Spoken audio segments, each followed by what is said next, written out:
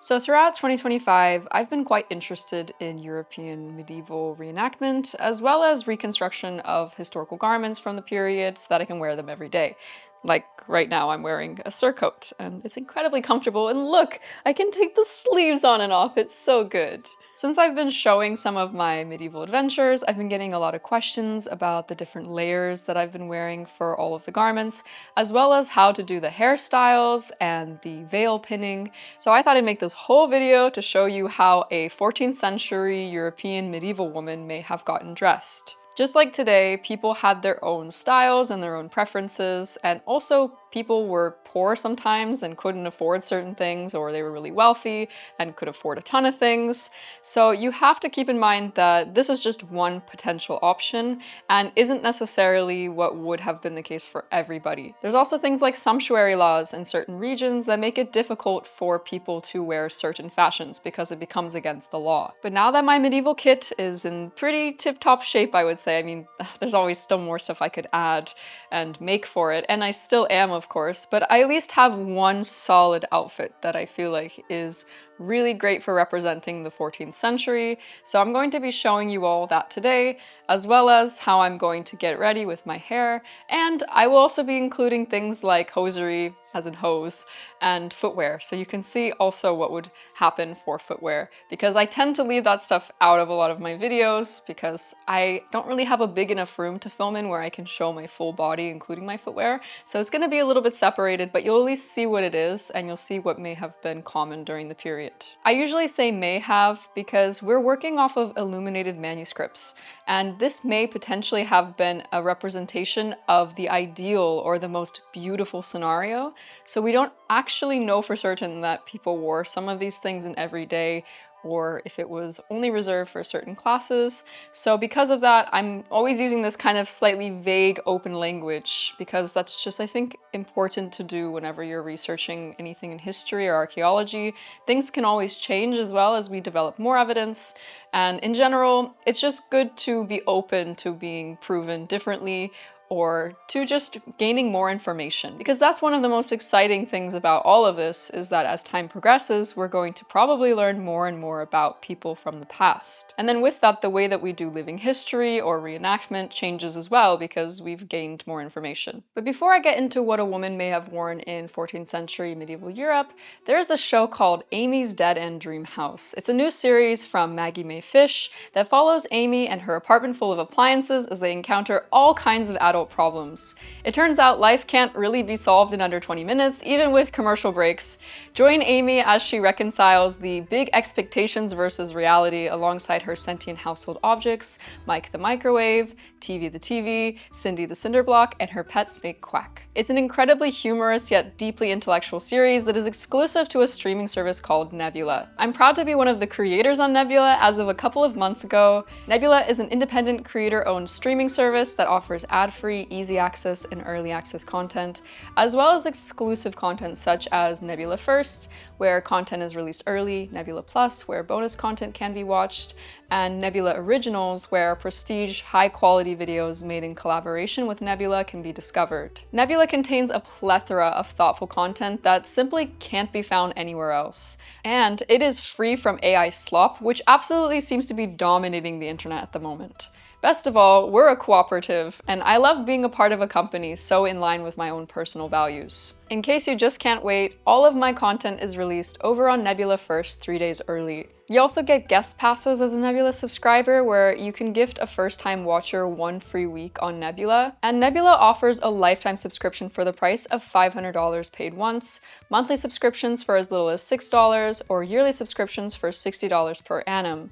But you can get Nebula with 40% off a subscription costing just $36 for a year, or $300 for an entire lifetime by using my link in the description or by scanning the QR code here on screen. And if you aren't sure whether or not you'll actually like Nebula, all new accounts now get a 3-day free trial so you can get a taste of what our platform has to offer. Thank you so much to Nebula for sponsoring this video. I'm really grateful to be a part of an incredible platform, and most of all to have such a beautiful community of creators that I really look up to over there. Alright, let's go and get dressed as a 14th century medieval European woman. I am here in the very first layer of a 14th century European medieval medieval woman's wardrobe, and that is a smock or a shift. This one is made of a bleached white linen, and it's a very nice and drapey and fine and soft linen because it goes right up against the skin, and it's important to have, just a base layer to be able to protect your outer garments, which were very rarely washed. They were generally made of wool, and they would not get washed very often during this period.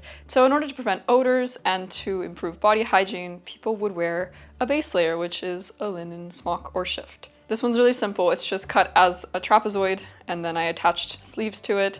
And my sleeves on my other garments are a bit more baggy, but I've also seen this type of smock being made with more tight-fitted sleeves and kind of more like the outer garment, which I'm about to show you, but like a base version of that made from a white or unbleached linen. On my legs, I have a pair of wool hose that I made, and I cut these on the bias, and they actually match my outer dress. They're quite rough at the moment because I went on quite a big adventure with them, which I will be talking about in a later video. But during this period, hose for women will go up to the knee or just above the knee, and then they get attached and secured with a leather or a tablet woven garter.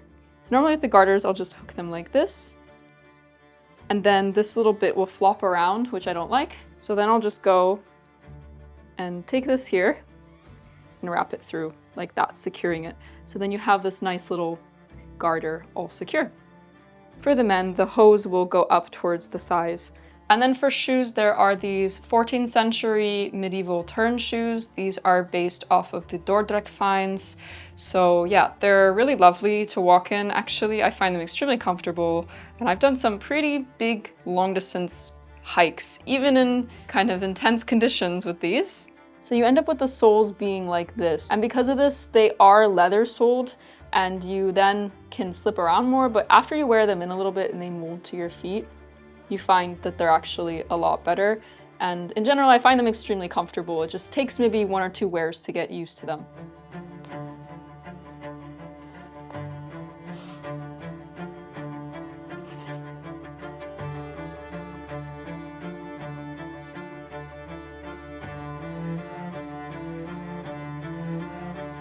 So we've got our underwear on. One thing we aren't sure whether or not medieval women wore are braids, which are these undergarments that men definitely wear, but we're not sure whether or not women wear them because there's just not really a lot of records about it. There are some though, which makes me think that most likely probably they were worn, but in general in history, a lot of women's experiences just don't get written down. And so yeah, we lose a lot of information.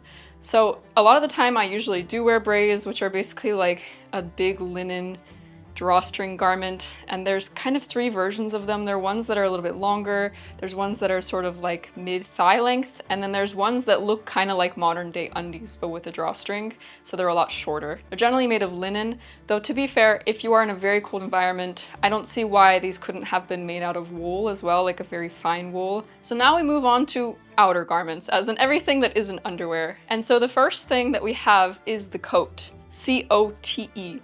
It is a big dress that is essentially a rectangle that gets cut with a slit down the center front and center back. A gore gets set into that slit, and then you attach sleeves. And also there's side gores on this too. I made this along with my best friend Devin, who helped me to stitch up one of the sides as well as the sleeve. So it feels really meaningful because it has both of our energy in it. So I'm going to put this one over me.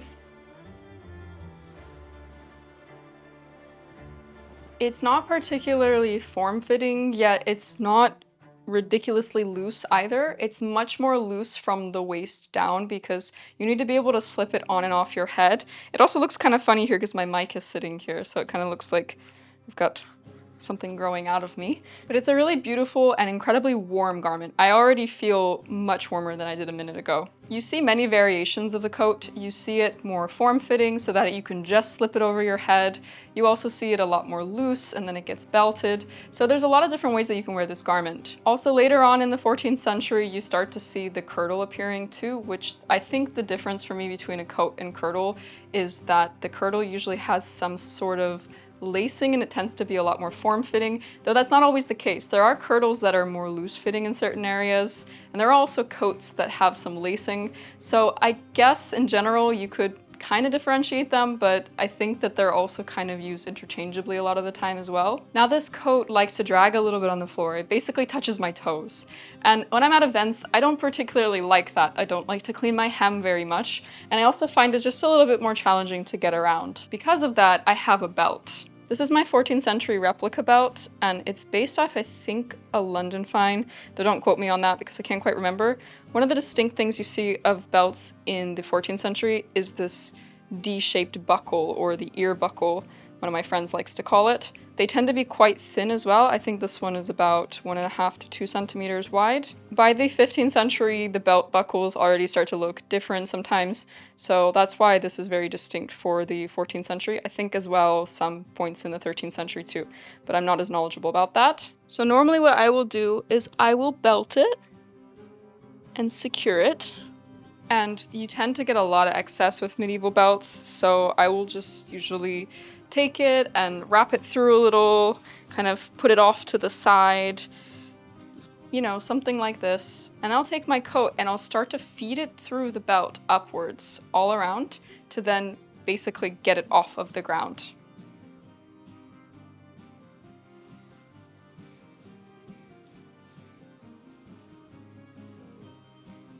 So then you end up with this sort of belted potato sack look, which is kind of typical for the early 14th century. So you can stop the garments here. You can just go around wearing this, that's totally fine.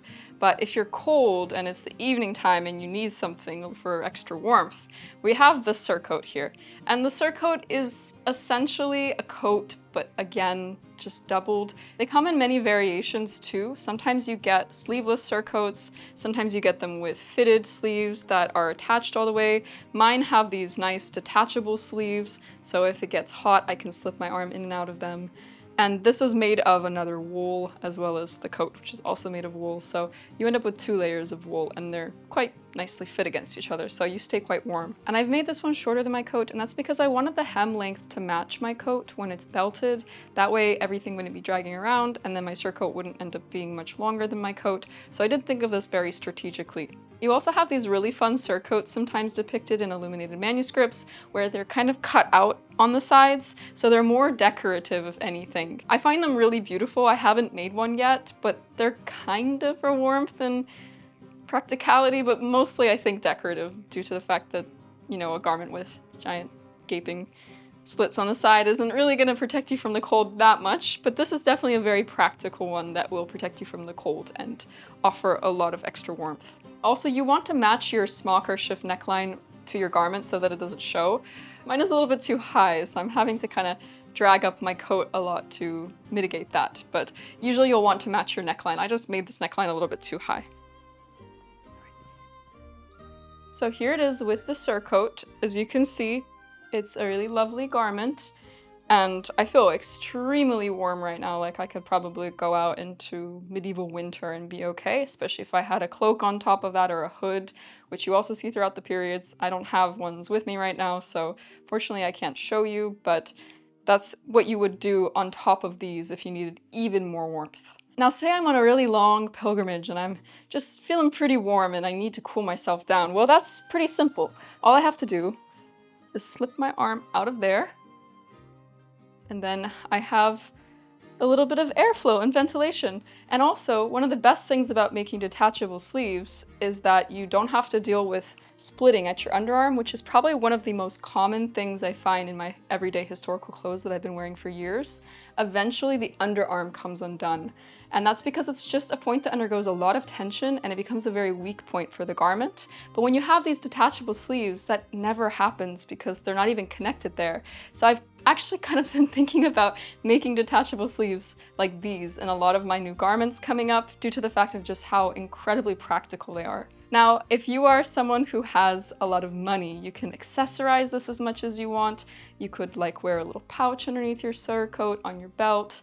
You could put on lots of jewelry, things like this. You could also make your garments out of something like silk, because that would be even more expensive, or a really expensive dye stuff. But this isn't for someone who is wealthy. This is kind of a depiction for someone who's just average when it comes to financial means. Therefore, I'm not wearing anything made of silk. Everything's wool, utilitarian, durable. Now that you've seen all of these layers, I'm going to show you what I do for my hair, as well as veiling, because that is also a pretty big part of medieval 14th century fashion. There are many different ways in 14th century Europe to style your hair and pin your veils, so I'm just going to be showing you a couple of options, but just note that there are other ones as well, so this is not an exhaustive list. So one option is to do temple braids. Temple braids is a style you see where basically they would braid their hair and then kind of expose them at the front of their veil. Then those would get balanced or pinned on the head, and then they would put their veils and everything on top of that. Devin taught me how to do this really well. Thank you, Devin. Normally I just kind of will drag my hair to the front like this, and also bring my hair as much forward as possible. I've got a lot of hair and it's really long at this point. I've been growing it out for some years now, probably like 5 or 6 years. And then you just start to braid with your hair literally just kind of attacking your whole head, your whole scalp like this. And they don't have to be perfect. So then you have your braid here, as you can see, and then you can just sort of wrap it here and curl it up. So you can have it like this, which is really cool. It's a very beautiful look. And you would pin this, and then you put your veil over top, and then you pin your veil. I often pin it at the neck, but I also will stick it into the braids as well. And obviously the more hair you have, the more voluminous your braids are going to be. You can also put some of your hair back into a bun and then just braid the fronts. That's also an option if you want them to be a little bit smaller. I've definitely done that in the past. And some medieval women didn't actually even wear veils with this. Sometimes they would just wear like a headband or a circlet on top, or even a veil with a headband or circlet on top of that. So that's a really cool option. Now I'm going to opt for something a little bit easier today for my own look. I'm going to just pin my hair back. And again, I use modern bobby pins and prong pins and also spiral pins for this, which is not totally historically accurate for the medieval period. I think they did have straight pins like this, actually, come to think of it, but I don't have any replicas or anything like that. And then I'm going to take this coif, put it over my head, and then pin my veil to that. This is not made to my measurements, and also I think a St. Brigida's cap would maybe be more typical for women, but it's a very similar thing. I actually didn't make this one. It's one that I purchased. So I have yet to make a St. Brigida's cap. But you can see it's just on my head, nice and simple. Now I've not ironed any of my veils. I'm very sorry, I hate ironing veils. Anyways too, it's at reenactments, things get wrinkly, it just happens. So I washed these, but they're not ironed, so you'll have to bear with me. The veils that I make for myself are basically like a giant semicircle, you can see. And you can decide, depending on how long you want the fronts to be and the back. That means that the edge here is going to be longer if you want it longer down the front. And if you make the circle deeper, then that means the veil will be longer in the back. And you can customize the shape of this and decide what you want. So often I will wear just a veil over the cap here, and then not put a wimple, but a wimple is also an option. A wimple is a garment that kind of gets pinned first and it goes around your neck. It's amazing sun protection. It's also great at keeping you warm. It's also great at keeping you cool, depending on the material it's made of. And often these are a straight rectangular piece of fabric that then gets wrapped around. But I like to use a semicircular wimple because I find it just offers a lot more coverage. And I think it just has a really nice balance to it. So I've got my middle point. And I'm just gonna start by draping this end onto my little head covering, and then gonna start pinning everything. I've got some medieval pins, and these aren't like hair pins, these are dress pins. I will use this cap actually as my anchor point, and I'll just start to pin. So I've got that on that side, and then you can kind of like play with the drape of it, just like you would with fabric. You can really personalize this actually and make it a unique to you experience. So I kind of want my wimple to be something like this. Then I'll just put in a couple more pins, doesn't have to be too perfect or anything. So there, I've got a wimple covering my neck. It's protecting me. Some people wear their wimples higher up to here.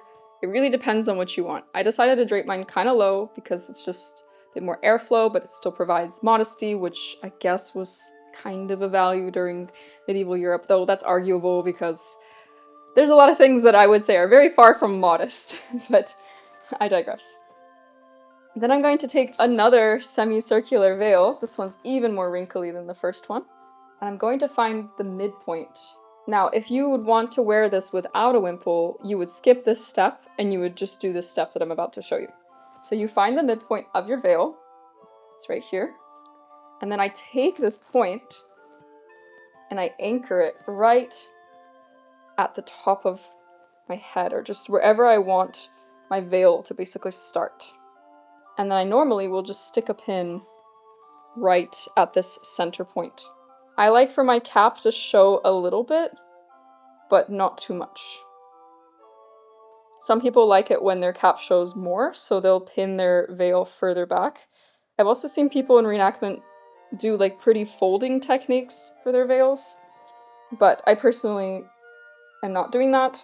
And then I like to take a more decorative pin, like these really beautiful spiral ones. I don't know where this find is from, but it's based off of a medieval find. And I like to pin right at the sides. Right there, usually. Pretty. And then I keep this nice and tight, and I do the exact same thing on the other side, and I pin it. And try and get it as even as possible. About like that. And you can see it turns out, and it looks really nice, and it's so drapey and beautiful in the back. Everything's wonderful. Now, if you want to be a little bit fancier, you can take a silk semicircle veil like this one and put that on your head. But today I'm not going to be super fancy. I also have these beautiful decorative ones that actually someone gifted me at Visby, and I think they're based off of London finds. So another thing you could do is you could put these into the veil and have decorative pins. And one other option is to take a beautiful band like this one. I bought this one at Visby. Someone made it. It's plant dyed, made with little pearls, all handmade. And you could wrap it around your head like this. You can do this also underneath and have it come out. You can do it over the veil and have it be more decorative like this. But it's just such a beautiful way to decorate your hair and also protect yourself from the sun and even the heat as well, because you can actually dip your wimples in cold water to cool yourself down, which is really nice, so then you have water against your skin. So yeah, they're just a very practical garment all around. I'm going to actually take off the band because I don't feel like wearing it for this. But you can see this is how you do the hair, and it's really easy. So you've pinned the wimple underneath, you've just pinned it to the cap, then you have your veil on top, you have one pin here, and one pin here, and I put one pin here.